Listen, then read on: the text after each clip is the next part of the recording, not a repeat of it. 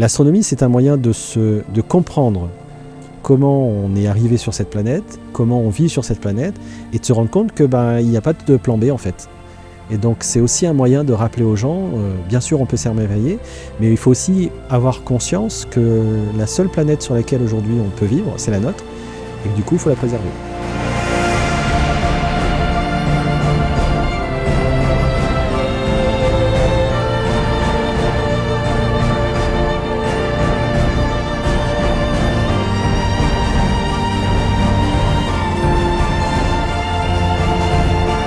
L'observatoire astronomique, son histoire démarre en 1986. À ce moment-là, vous avez la comète de Halley qui passe dans le ciel et elle est notamment visible à La Réunion.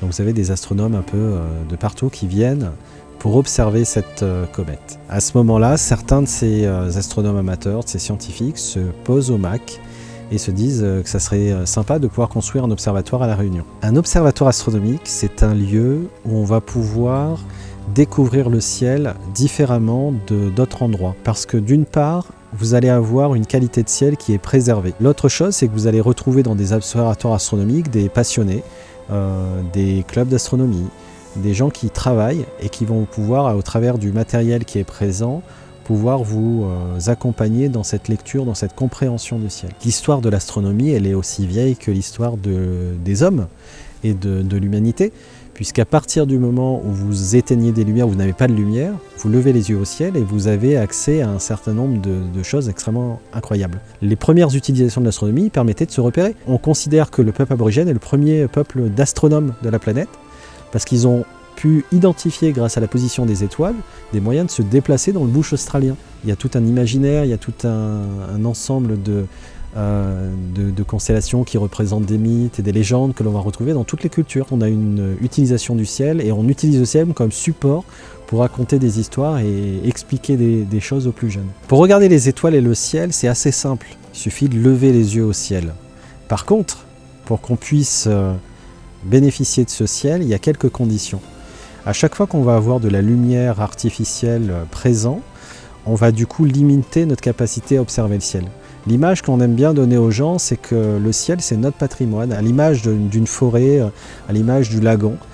Sauf que la différence, c'est que les lumières que l'on allume, en fait, créent une barrière qui rend inaccessible ce patrimoine. Là, il suffit d'éteindre les lumières pour qu'on retrouve l'accès à ce patrimoine. On peut parfois se poser la question à quoi ça sert d'aller observer les étoiles, à quoi ça sert de venir simplement observer. C'est une question avant tout de connaissance, de compréhension, et également de se repositionner à notre échelle. L'astronomie, pendant longtemps, on s'est posé la question de savoir si on pourrait trouver une planète de secours au cas où on a malmené la première planète. La certitude aujourd'hui des scientifiques, c'est que la vie est assez facile à construire, il suffit de quelques briques élémentaires, mais pour autant, on a détecté très peu de zones habitables, d'endroits où la vie pourrait se développer, et pour l'instant, on n'a pas encore trouvé de traces sur une planète où la vie se serait développée jusqu'à présent.